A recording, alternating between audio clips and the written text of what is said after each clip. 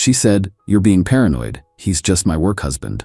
I replied, "You're right, I need to be more trusting." I then put my trust in a private investigator. She discovered what real work was when a thick envelope of photos was delivered to her work husband's actual wife.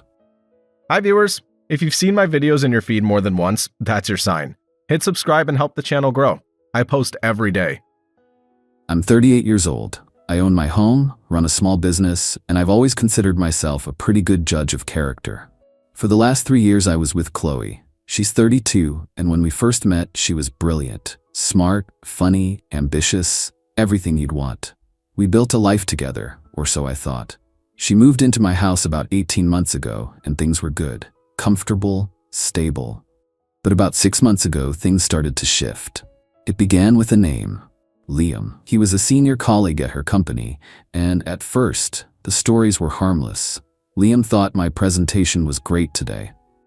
Liam and I totally saved the team on the quarterly numbers. I thought nothing of it. It's normal to have colleagues you get along with. But then the frequency of his name increased, and the context changed. It started with the texts. Her phone, which used to be left on the coffee table, was suddenly always in her hand, angled away from me. I'd see Liam's name pop up at 10 p.m. on a Tuesday, and she'd give a little smile before texting back. Then came the late nights at the office. They went from once a month to once or twice a week. She'd come home smelling faintly of wine, not office coffee, and be buzzing with energy. "You would not believe the day we had," she'd say. Liam and I had to put out so many fires. The real shift was in her priorities. One Friday, I had tickets to a concert for an artist she loved. I'd bought them months in advance for her birthday. At 5 p.m., she called me. "Babe, I am so sorry, but we have a huge crisis with a major account. Liam and I have to work all night to get a new proposal ready for the morning. We just have to." I could hear traffic in the background, not an office. When I pointed that out, she got defensive. "I'm in an Uber, Mark, heading back to the office from a late meeting. Do you not trust me?" I ate the cost of the tickets. She came home after midnight, full of apologies but not much guilt. The final straw before the first and only confrontation was an inside joke. We were at a friend's barbecue, and she got a text. She laughed out loud, a genuine, hearty laugh. My friend's wife asked what was so funny. Chloe just waved her hand and said, "Oh, it's just a work thing, you wouldn't get it." It was the way she said it, like she and this other person existed in a special world that I wasn't a part of. I decided to talk to her that night. I wasn't aggressive. I just laid out the facts. I told her the constant texting, the late nights, and the inside jokes were making me uncomfortable. I said it felt like she was prioritizing her relationship with this colleague over ours. I was calm and direct. She looked at me with an expression that was a perfect blend of pity and annoyance. She sighed, as if explaining a complex topic to a simple child. "Mark, you're being paranoid," she said, her voice dripping with condescension. "He's just my work husband. Every woman has one. It's not serious. It's just someone you're close to at the office. It helps us get through the day." I stared at her. "Work husband?" I repeated the term, tasting how much I hated it. "I'm your partner, the person you're building a life with. You don't need a work husband." She rolled her eyes. "See? This is what I mean. You're insecure about it. It's just a silly name. You need to trust me more." And in that moment, something inside me went cold and quiet. The hurt was there, but it was being rapidly overtaken by a strange, chilling clarity. I realized that arguing was pointless. She had her narrative, and I was the insecure, paranoid boyfriend. Any further attempts to discuss it would just reinforce that role. I would be the bad guy. So, I switched tactics. I took a breath and changed my expression to one of acceptance. I even managed a small, apologetic smile. "You know what? You're right," I said, my voice even. "I'm sorry. I'm letting my head get the better of me. I need to be more trusting." The relief on her face was immediate. She smiled, genuinely this time. "Thank you, babe," she said, coming over to kiss me. "I knew you'd understand. There's nothing to worry about, I promise." I promised her I would relax about it. We went to bed and she fell asleep quickly, content that she had successfully managed my silly emotions. I lay awake for hours, not in anger, but in planning mode. The next morning, while she was in the shower, I was on my computer. I wasn't looking for relationship advice. I was searching for the top-rated private investigation firms in our city. I found one with stellar reviews and a background in handling delicate marital and partner investigations. I sent them a discreet inquiry through their encrypted web portal. By lunchtime, I had a response. I arranged a phone consultation for that afternoon, taking the call in my truck between job sites. I spoke to a woman named Sarah, the owner of the agency. Her voice was professional and no nonsense. I explained the situation simply.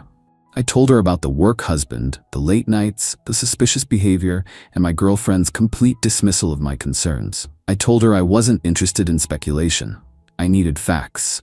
I needed irrefutable proof, one way or the other. I wanted to know if they were just having long dinners or if it was a full-blown affair. "And what do you intend to do with the information?" she asked. It was a standard question to gauge the client's stability. "If they're just friends, I'll apologize to my girlfriend and live with the fact that I was wrong," I said honestly. "But if they're not, I just need the truth to make a clean break. I need evidence that can't be argued with or gaslit away." She seemed satisfied with my answer. We discussed rates, and I paid a hefty retainer with my business credit card, not our shared household account. I gave her all the details: Chloe's name, her photo, her work address, her car information. I gave her Liam's full name, which I'd seen on a company email she'd left open once. I told her they often worked late on Tuesdays and Thursdays. The PI, Sarah, told me they would start surveillance the next day. As I hung up the phone, I didn't feel sad or angry. I felt like I had finally taken back control of the situation. Chloe had asked for my trust, and I was giving it to a licensed professional who would find the truth. Update 1. It's been 2 weeks since I hired the private investigator. The time has been educational. The moment Chloe believed I had accepted the work husband story, it was like a permission slip had been signed. Her behavior became more blatant. The late nights became more frequent. The texting was constant, and she didn't even bother to hide the little smiles anymore. It was like she was rubbing my nose in it, confident I had been put back in my box. Living with her during this period was one of the hardest things I've ever done. I had to maintain a mask of normalcy.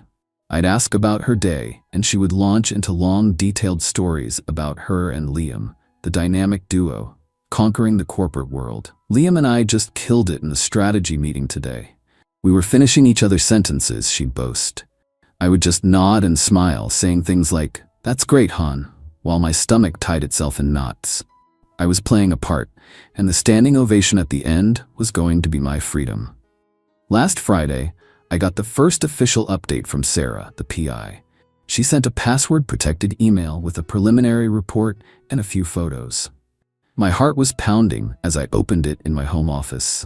The door locked. The report was professional and detached, just a log of times, dates, and locations. On Tuesday, Chloe and Liam had left their office building at 5:30 p.m. But they didn't go their separate ways. They got into his car and drove to a high-end downtown bistro, not a place you go for a quick work meeting. The PI had a team member inside. They documented them ordering a bottle of expensive wine, sitting side by side in a booth, not across from each other. The photos were grainy, taken from a distance, but clear enough. I could see her hand on his thigh. I could see him lean in and whisper something in her ear that made her throw her head back and laugh. They stayed there for 3 hours before he drove her back to her car, which was still in the office parking garage. Thursday was even more damning. They again left work together, this time heading to a dimly lit cocktail lounge on the other side of town. The PI's notes mentioned they were extremely physically affectionate. The photos confirmed it. There was one shot of them in the corner of the bar, his arm wrapped tightly around her waist, her head on his shoulder. Another photo, time-stamped at 10:17 p.m., showed them sharing a long, passionate kiss just outside the entrance before getting into his car. The report also contained a crucial piece of information that Sarah had flagged. Liam wore a wedding ring. She had run his name through public databases. He was married, lived in a nice suburban neighborhood about 45 minutes from the city. Had 2 kids. So, Chloe wasn't just having an affair, she was the other woman. The one helping a man cheat on his wife and children.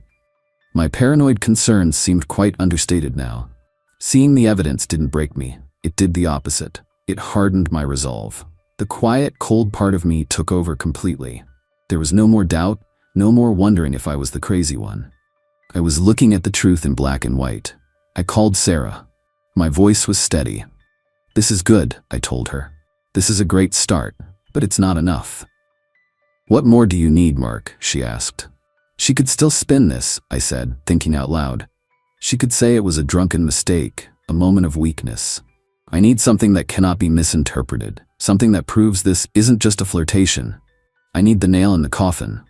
There was a pause on the other end. "That kind of evidence can take more time and resources," Sarah said carefully. "I don't care about the cost," I replied. "Do what you need to do. I also need more information.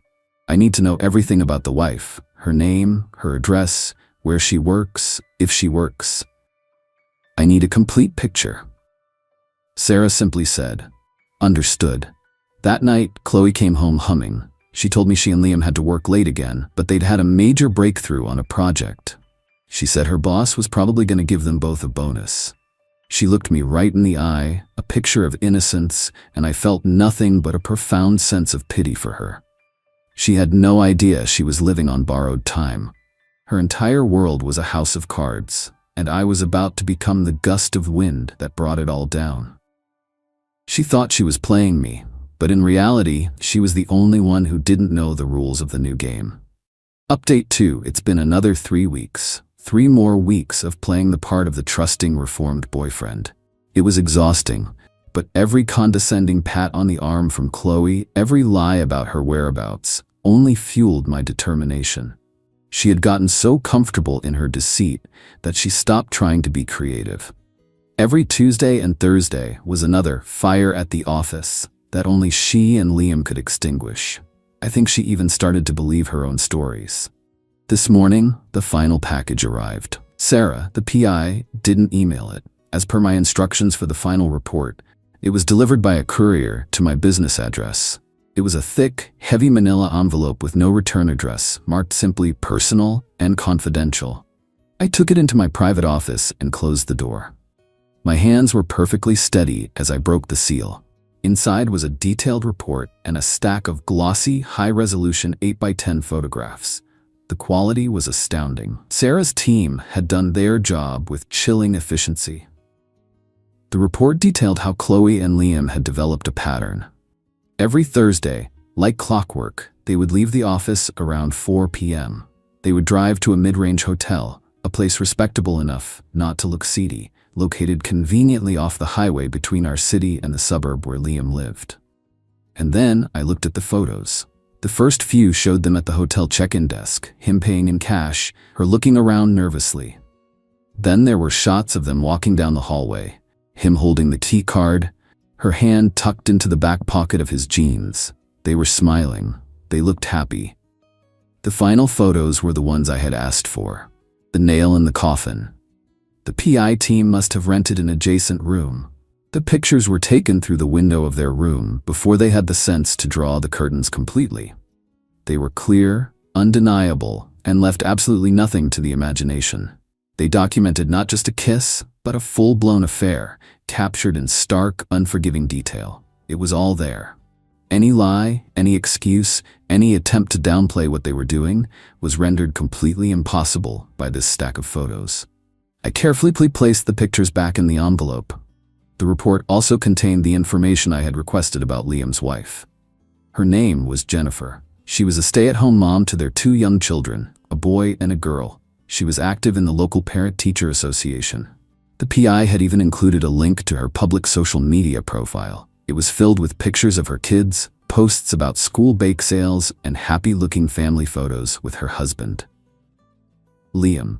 In one photo from just a few months ago, he had his arm around her, and the caption she wrote was, "So lucky to have this man by my side, my rock." It made me physically ill. Now, it was my turn to act. The plan had been forming in my mind for weeks, and I executed it with methodical calm.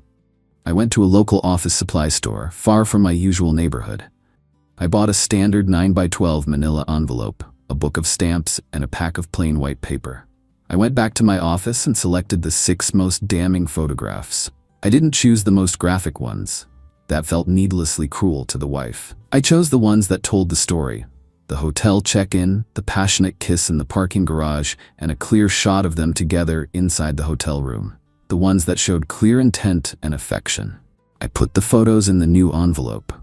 I then typed a simple, anonymous note on the plain white paper. It read, "Jennifer, you don't know me, but I think you deserve to see what your husband does during his late nights at the office." The enclosed photos were taken this past Thursday. I didn't sign it. I didn't need to. The photos spoke for themselves.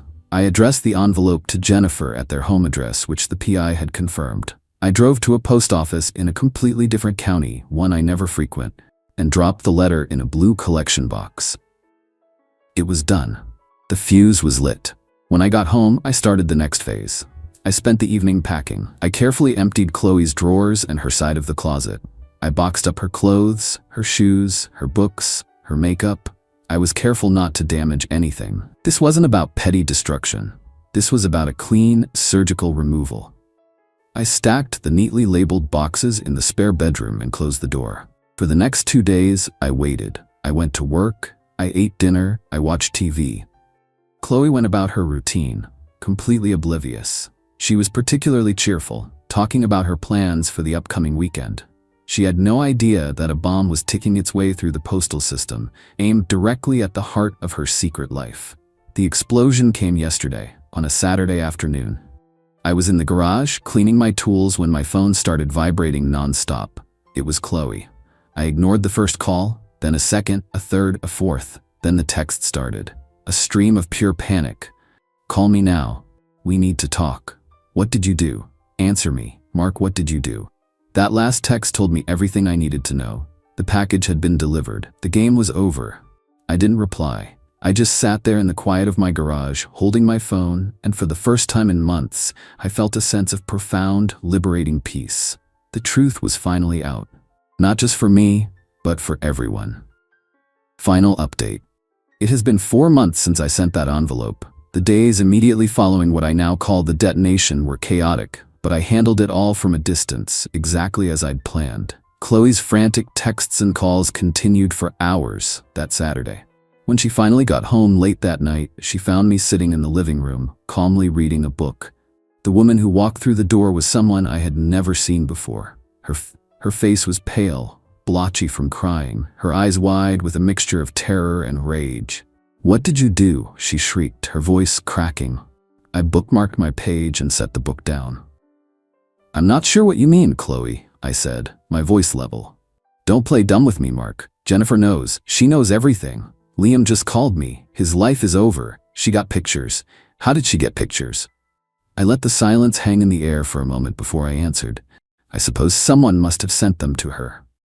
Her eyes narrowed, and a dark realization dawned on her face. You did this. You had us followed." "I told you I needed to be more trusting," I said, standing up. "So I put my trust in a professional to find out what was really going on. Turns out my paranoia was justified after all.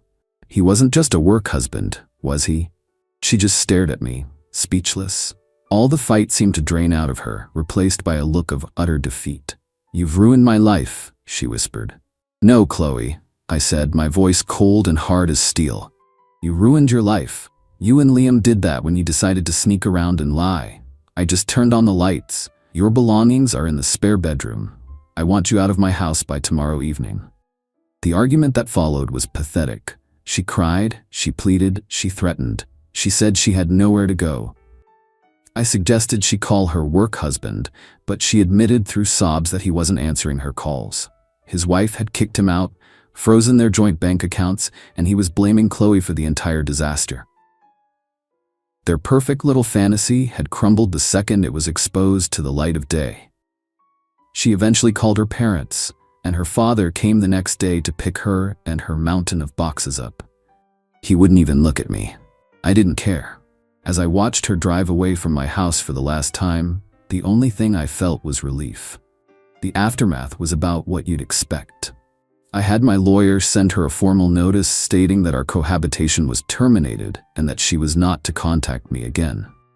I heard through a former mutual friend that the fallout at their company was massive. Jennifer, Liam's wife, had apparently raised a formal issue with his employer. An internal investigation was launched into his inappropriate relationship with a subordinate. He was fired for cause, violating company policy. Chloe, facing immense pressure and scrutiny, resigned a week later. As for their personal lives, it was a complete train wreck. Liam's divorce was, by all accounts, brutal. With photographic evidence of infidelity, Jennifer had all the leverage. She got the house, primary custody of the kids, and a significant portion of his assets. He was financially ruined. The last I heard, he was living in a cramped apartment and trying to find work in a new city where his reputation hadn't followed him. Chloe's life fared no better.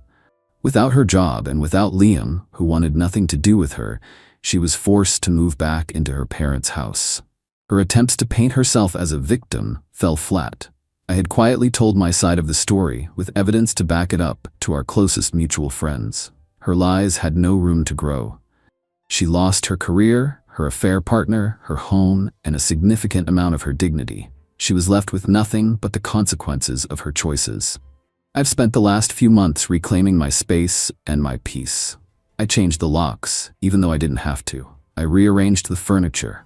The house feels like mine again. It's quiet.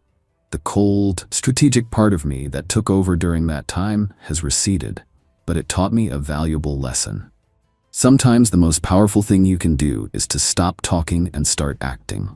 I never wanted revenge in the sense of causing pain for its own sake. I just wanted the truth to have its day. I delivered a package of facts to an address that deserved to know them. The fire that followed was one they built themselves, stick by stick, lie by lie. I just provided the match. And watching their world of deceit burn down from a safe distance has been, I admit, deeply and profoundly satisfying.